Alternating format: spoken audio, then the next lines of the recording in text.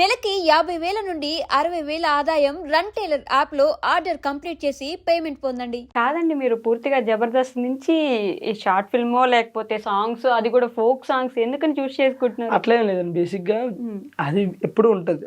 మనం రెగ్యులర్గా ఈ సాంగ్స్ చేయాలి అని కాదు. ఓకే, ఫస్ట్ నుంచి మనకి సాంగ్స్ అనేది కొంచెం ఇంట్రెస్ట్, అలాగే ఇష్టం. ఫస్ట్ ఆఫ్ ఆల్ ఈ తెలంగాణ ఫోక్ అనేది నాకు ఇష్టం.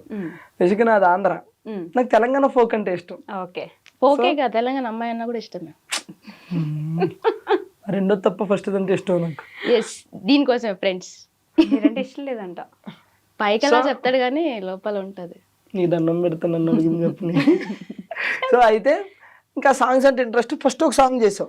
సాంగ్ చేసిన తర్వాత అది ఎంత 1.1 మిలియన్ 2 మిలియన్ వెళ్ళింది. ఓకే, వెళ్ళిన తర్వాత ఓకే మళ్ళీ మన వర్క్ మనం చేసుకుంటున్నాం. మళ్ళీ ఒక 6 months గ్యాప్ ఇచ్చి ఇంకో సాంగ్ చేసాం. అంటే మనం ఏదో ఒక ప్యాషన్తో చేస్తున్నాం కానీ ఏదో ఈ మొత్తం ఇటు కన్వర్ట్ అయ్యి లేకపోతే ఇందులోనే మనం ఏదో చేయాలన్నట్టు కాకుండా నాకు ఇష్టం, నాకు ఎప్పుడు ఖాళీ ఉంటే అప్పుడు ఆ ఖాళీని చూసుకుని చేసుకుంటూ వెళ్తున్నాను. అంత స్పెసిఫిక్ గా దీనికోసం స్పెసిఫిక్ గా అంటే ఇష్టం, అవంటే ఇష్టం. కాకపోతే మనకు ఖాళీ ఉన్నప్పుడు అప్పుడప్పుడు ఒకటి అన్నట్టు. ఓకే, బట్ లిరిసిస్ట్ గా సింగర్ గా అలా మారిపోతూ ఉన్నట్టున్నారు. నేనే షాక్ అయినా. ఈయన బాధపడకు బెంగపడక లిరిక్స్ రాసినప్పుడు అంటే ఫీమేల్ లిరిక్స్ మాత్రం దేవకమ్మ గారు రాసిరు, మేల్ లిరిక్స్ లేవు. ఓకే, ఈయన రాసిండు. నాకు అది అక్కడ మ్యూజిక్ కూడా దేవకమ్మవే అప్పుడు స్టైల్ ఉండే, ఫస్ట్ స్టైల్ అవి ఉంటే నేనేం చేశాను, వాటిని మళ్ళీ మన జనరేషన్ తగ్గట్టుగా మార్చడం.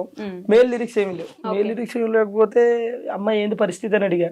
నాకేం వస్తుంది నాయన, అప్పట్లో పాటలు పాడుకున్నావు నాయన అంటే అవునా తల్లి అని చెప్పేసి నేను కూర్చొని రాసి అమ్మ నేను రాశాను, అవి కరెక్టో కాదో సెట్ అవుతాయి లేదో చూడని ఫస్ట్ ఇది పాడా. బాధపడకు దేవకి నా సఖి అంటే నవ్వుతుంది. ఎందుకు నవ్వుతున్నావు అమ్మా అన్న. నా పేరు నీకు తెలుసా అంది. తెలియదు తల్లి అన్న. నా పేరు దేవకమ్మ, నువ్వు దేవకనే పెట్టావు అందులో. అయ్యో తెలియదమ్మా, ఏదో ఆటోమేటిక్గా రాశాను వచ్చానని చెప్పి. లిరిసిస్ట్ అంటే ఏమో లిరిసిస్ట్ కాదండి. నేను జనరల్గా ట్యూన్ ఉంటే నా వంతు ప్రయత్నం చేస్తా, నేను రాయగలుగుతా. ఎందుకంటే బేసిక్గా నేను షోలు గిలు ఇవన్నీ రైటింగ్ నేను రాసుకుంటూ ఉంటా. ఏదైనా ట్యూన్ ఎవరన్నా కడితే రాసుకుంటా. ఖాళీగా ఉన్నప్పుడు నాకు నేను బాత్రూంలోకి వెళ్ళాను అనుకో, లిటరేచర్ చదువుకున్నారా మీరు? ఏం చదువుకోవాలి? మామూలుగా ఏం చదువుకున్నారు? నేను డిప్లొమాకి అసలు దీనికి సంబంధమే లేదు కదా. లేదు, అదే కదా నేను అంటుంది. నాకు యాక్టింగ్ కి నాకు కూడా సంబంధం లేదు, చేయట్లే. మీ ఇంట్లో ఎవరికైనా ఇంట్రెస్ట్ ఉంది లేదా అప్పట్లో లిటరేచర్, అది సాహిత్యం? ఎవరికి లేదు. అంకుల్ పాడతారన్నమాట. మా నాన్న జస్ట్ పాడతాడు, బాగా పాడతాడు మా నాన్న. అటు నుంచి కొంచెం అట్లా పాడడం వచ్చింది. లిరిక్స్ రాయడం అనేది గ్రేట్, నేనే ఒప్పుకున్నా. దాని తర్వాత ఇంకొక సాంగ్ ఇప్పుడు కాదు కానీ ఈ సాంగ్ టోటల్ గా ట్యూన్ లిరిక్స్ అన్ని నేనే రాశా. నెక్స్ట్ ఇప్పుడు వచ్చేది, రేపు వచ్చేది కాదు, త్వరలో వస్తుంది. అబ్బిగో అని, అబ్బిగో సాంగ్ అని చెప్పేసి త్వరలో వస్తుంది. అది కూడా స్టార్టింగ్ ఒక లైన్ దేవకం దగ్గర తీసుకున్నాము, అంటే రబ్బిగో అని చెప్పేసి అది ఒక్క లైన్ అమ్మ దగ్గర తీసుకున్నాము. దానికి ముందు మొత్తం స్టార్ట్ నుంచి ఎండ్ వరకు నేను ట్యూన్ అనుకుని నేనే లిరిక్స్ రాసి, నేను లిరిక్స్ రాసినవి ఒక 3 songs ఉన్నాయి. అవి యుద్ధం చేయబోతున్నాయి నెక్స్ట్. అది త్వరలో, అంటే జనాలు ఎంతవరకు యాక్సెప్ట్ చేస్తారని చూడాలి. ఒకటైతే ఒక్క సాంగ్ ఉంది, ఆ సాంగ్ అయితే అందరికీ నచ్చుతుంది. ఐ థింక్ మీ అమ్మాయిలకి నచ్చకపోవచ్చు, ఎందుకంటే అది మీ మీదే రాసి ఆపోజిట్ గా. అమ్మాయిలు ఎట్లా మోసం చేస్తారండి? ఇంకా దానికి చెప్తే కదా యాక్సెప్ట్ చేయడానికి. నాకు చెప్పలేదు. అది ప్రేమ అంటే అది కదా, ఇది పిచ్చోళ్ళు అయిపోర్లు అంటే పూర్తిగా చెప్పలేదు, జస్ట్ పల్లె వరకు ఉంటది కదా, అది చెప్పారు. సో ఆ సాంగ్ అయితే జనాలందరికీ నచ్చుతుంది నేను అనుకుంటున్నాను. అబ్బాయిలందరికీ నచ్చుద్దని చెప్పాలి మీరు. మీరు కూడా కనెక్ట్ అవుతారు, మీరు చేసే ఉంటాయి అందులో. జనరల్ గా సీరియస్ గా మీరు చేసి అది వద్దులే, ఇంకా సీరియస్ గా మీరు చేసే ఉంటాయి అన్నమాట. అలా అందరి మీద అందరు అమ్మాయిలు చేయరు అబ్బా, కొందరు జెన్యూన్ గా ఉంటారు. అలాగని అందరు అబ్బాయిలు పర్ఫెక్ట్ గా ఉండరు. ఓకేనా? ఒక 2 లైన్లు పడతా సాంగ్, మీరు కనెక్ట్ అవుతారు చూడండి. ఒక అబ్బాయి అదే సాంగ్ లోనే డార్లింగ్ రీఛార్జ్ చేసి వచ్చిందా అని అనగానే అమ్మాయి లవ్ యూ డార్లింగ్ అనగా నేను పడిపోతాడు. అట్లా పడిపోగానే రీఛార్జ్ చేసేది ఒకడో మామ, సొల్లేయడానికి ఇంకొకడో మామ, డేటింగ్లు డ్రాపింగ్లు ఒకడో మామ, బీటింగ్లు డేటింగ్లు ఇంకొకడో, వద్దొద్దురా ఈ ప్రేమలొద్దురా, వద్దొద్దురా ఈ ప్రేమలొద్దురా, ఈ టైప్ లో ఉంటది అన్నమాట. సో కాబట్టి జనరల్ గా లేడీస్ ఏం చేస్తారో అవన్నీ అందులో ఉంటాయి. అబ్బాయిలందరూ మంచి పద్ధతులు, సాంప్రదాయాన్ని శుద్ధ పూసలా కాకపోవచ్చు కానీ పూసలు మేము పుస్తలు అమ్ముకునేటోళ్ళమా? అది నేను చెప్పాల్సిన అవసరం లేదు, నేను చూస్తే అర్థమవుతుంది. హలో సో అట్లానే కాదులే కానీ అంటే ప్రజెంట్ ట్రెండ్ కి తగ్గట్టు ఇప్పుడు మన రీసెంట్ గా కొన్ని ఇన్సిడెంట్లు చూసాం. ఒకప్పుడు 30 years పైబడినోడు కానీ లేకపోతే 20 years వచ్చినోడు కానీ పెళ్లి పెళ్లి అప్ప ఇప్పుడు పెళ్లి చేసుకోవాలని ఉండేది.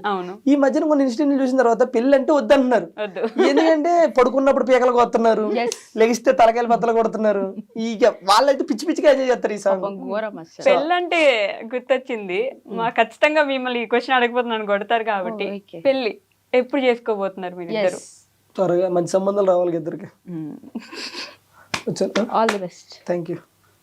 డెవలప్ అయిపోయారు ఇద్దరు మరి అట్లే లేదండి. బేసిక్ గా ఇలా ఎన్ని ఇంటర్వ్యూస్ లో చెప్తావు అని చెప్పేసి కళ్యాణం వచ్చినా కక్కు వచ్చినా ఆగదు అంటారు. అది వచ్చే టైం వస్తే అది వస్తుంది. అంతేగాని మీరు ప్లాన్ చేయట్లేదు.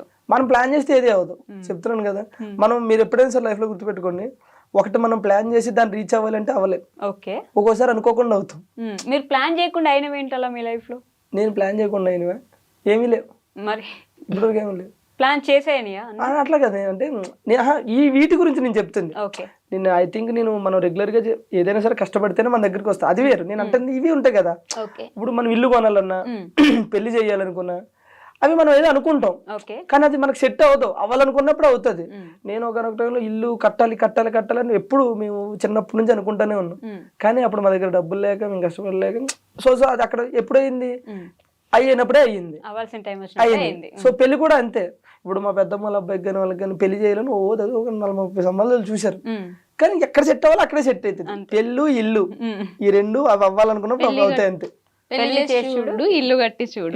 ఇల్లు కట్టి చూస్తుంది ఆల్రెడీ ఇల్లు కట్టి. నేను అక్కడికే వెళ్తున్నా ఇప్పుడు. నేను బొప్పలపల్లి వెళ్తున్నారా?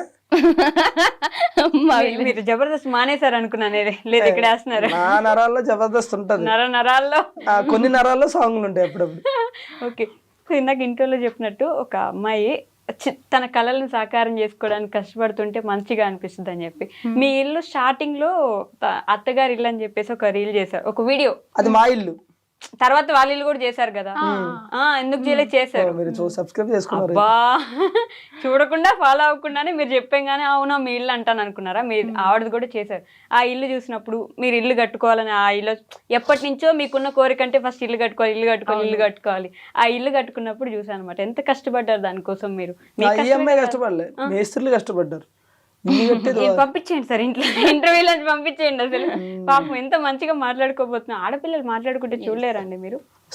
చెప్పు నా గురించి, నా కష్టం దగ్గర చూసావు కదా, మాట్లాడుకోండి. అంటే ఇప్పటికీ కష్టపడుతున్నా. ఓకే, ఇప్పుడు కొంచెం ఫైనాన్షియల్ ప్రాబ్లం వల్ల హౌస్ వర్క్ అయితే స్టాప్ చేసిన, కన్స్ట్రక్షన్ స్టార్ట్ చేసి అంటే ఇంకో 6 months లో కంప్లీట్ చేయడం నా టార్గెట్. బట్ ఏమవుతుందో తెలియదు, ఇంతవరకు నిజమే చాలా కష్టమే. బట్ స్టార్ట్ చేశారు, ఎట్లయినా సరే చేసేద్దాం అంటే. నేను స్టార్ట్ చేసేటప్పుడు నాకు ఏంటంటే నేను చేస్తానో చెయ్యలేనేమో అని అనుకున్నా. బట్ దీని దగ్గరుండి అవుతుంది నీతోని, నువ్వు చేయగలని చెప్పేసి చేశాడు. మధ్యలో నాకు కొంచెం ఫైనాన్షియల్ పరంగా కూడా నాకు అవ్వకపోయినా కూడా నాకు దగ్గరుండి హెల్ప్ చేసిండు. So thank you. జనరల్గా ఏమంటే మన కష్టమే మనకి ఎప్పుడైనా సరే రిజల్ట్ ఇస్తుంది. జీవితంలో ఎప్పుడో ఒకసారి అదృష్టం వస్తుంది. మనకి ప్రతిరోజు కష్టం మన వెనకాలే ఉంటుంది. సో దానికి అదృష్టం ఇల్లు రూపంలో వచ్చింది. బట్ నేను చెప్తున్నా కదా, మా జబర్దస్త్ మొత్తంలో అంటే మా బ్యాచ్లో, నేను మన ఈ బ్యాచ్లో అందరికంటే పెద్ద ఇల్లు ఎవరిదంటే దీనిదే. తెలిసి తెలియక అయిపోయింది, అది నాకు క్లారిటీ లేదు ఫస్ట్ ఆఫ్ ఆల్. ఓకే, అంత పెద్ద ఇల్లు బేసిక్ గా మావన్నీ అంటే 2 double bedroom అట్లయితే వీళ్ళు 3 bedroom. ఓకే, సో తన కష్టం రీచ్ అవుతుంది. సో ప్రజెంట్ వెళ్ళేదారిలో అడ్డంకులు వస్తూ ఉంటాయి, చిన్న ఫైనాన్షియల్ ప్రాబ్లం, అవి కూడా సర్దుకుంటే అయిపోతాయి. ఏం లేదు, అయిపోతాయి అంతే. బట్ బాగానే కష్టపడి సంపాదించి కడుతున్నారు మొత్తానికి. నిజం చెప్తున్నా, పాపం కష్టాన్ని ఒకటే నమ్ముకుంటుంది అనమాట ప్రతిరోజు. అంటే సంపాదించాలంటే ఎలా అయినా సంపాదించచ్చు ఈ రోజుల్లో, అది మాత్రం. కాకపోతే పాపం తను యూట్యూబ్ అవి చేసుకుంటూ ప్రమోషన్లు చేసుకుంటూ కొన్ని ఈవెంట్లు వచ్చినా సరే తనకు కంఫర్ట్ లేకపోతే వెళ్ళదు. కొన్ని ప్రమోషన్లు వచ్చినా సరే అవి కంఫర్ట్ లేకపోతే పోదు. అంటే నాకు నీడ్ ఉంది, వెళ్తే ఏమవుతుంది, చేస్తే ఏమవుతుంది అనే టైప్ కాదు. ఈ రోజు కాబట్టి ఇల్లు రేపు కట్టొచ్చు. మన ఏమంటారో ఆ సెల్ఫ్ రెస్పెక్ట్ అనేది ఒకటి ఉంటుంది, దాన్ని పోగొట్టుకోవద్దు, ఆ మనసును చంపుకుని వెళ్ళొద్దు అనే టైప్ మాట. సో అందుకని కష్టపడుతూ ఉంటాను. అదే వస్తుంది అది కూడా అయ్యో అది కూడా కంపెనీ చూసి మీరు నేర్చుకున్నారే ఏంది అలానే అనుకోండి. కాదండి, నేను మీరు ఐ థింక్ శ్రీదేవి డ్రామా కంపెనీలో అనుకుంటా నా యాక్టింగ్ కెరీర్ నేను ఆపుకోవాల్సి వచ్చింది కొన్ని రోజులు అని అన్నారు. అప్పుడు నాకు ఇంకా గుర్తుంది. నాకు అదొక్క క్వశ్చన్ కి ఆన్సర్ కావాలి, ఎందుకని? మీరు ఇంటర్వ్యూకి వచ్చే ముందు అన్ని చూస్తారా లేకపోతే ముందు నుంచి అన్ని చూస్తున్నారు? నేను అప్పటి నుంచి ఫాలో అవుతాను కాబట్టి గుర్తుంటాయి, ఇప్పటికిప్పుడు చూస్తే గుర్తుండవు కదా అన్ని. గుర్తుండవు కానీ ఎందుకు నాకు నమ్మకం రావట్లేదు దొరా. నమ్మకపోతే నేనేం చేయను. చాలా మంది ఎక్కడ ఏం చెప్పారు చెప్పుకుంటారా మీరు అప్పటి నుంచి? నా వెనకాలే తిరుగుతుంటున్నారు, నేనేం చేసినా చెప్పేటట్టున్నారు. ఇప్పుడు మీకు తెలియకుండా ఏం చేస్తున్నారు చూసుకోండి. మనకు అన్ని తెలుసు. చాలా మంది అనుకుంటారు పాపం రాజు వల్ల అని. అసలు రాజు వల్ల అయితే కాదు, నేను ఆగిపోవాల్సి వచ్చింది కొన్ని పరిస్థితుల వల్ల. అంటే అది చెప్పవచ్చు చెప్పకూడదు నాకు తెలియదు, బట్ టైం వచ్చినప్పుడు చెప్తాను అంతే.